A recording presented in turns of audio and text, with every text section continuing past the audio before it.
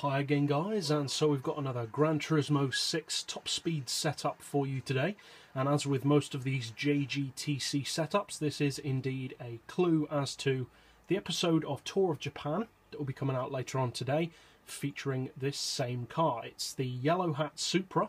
This is a premium spec JGTC model, so you want your racing soft tyres of course.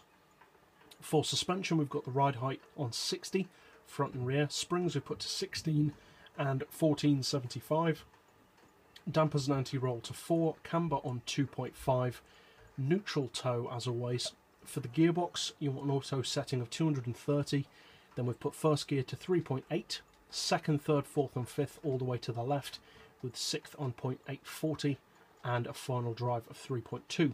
For the diff, lowest initial torque as usual, high acceleration and low braking, both power upgrades of course, and your downforce set to the minimum.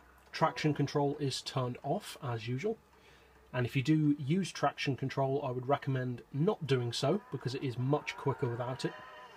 And so like I said, this is a premium spec Supra, so obviously you get the fully detailed interior, and it's also one of the most powerful Supras in the game. It's got almost, not quite, but almost the same amount of power as the road-going Supra, which has 944 horsepower compared to this car's 900 and whatever it is. As far as performance, the top speed is a little bit higher than some of the other JGTC models, certainly higher than most of the other Super GT cars.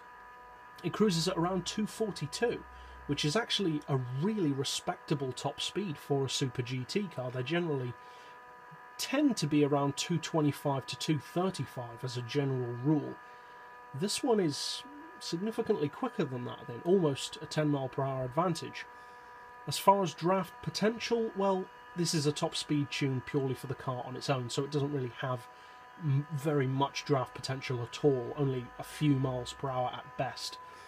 So if you do actually plan on using this specifically for top speed racing, which to be honest I wouldn't really recommend. I wouldn't really recommend using any racing cars apart from maybe the Chaparral or the Audi R10 for top speed racing, because most of them just don't have the standalone speed, and that's the case with this car.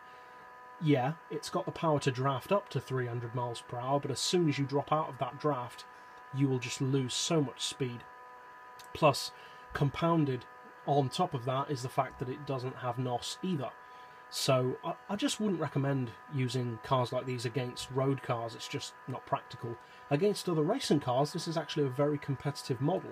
This can outrun, like I said, most of the other Super GT machines overall, and it can actually put a pretty good fight up against some GT1 cars. Even stuff like the Lister Storm aren't quite as quick as this, so it's a pretty good car overall.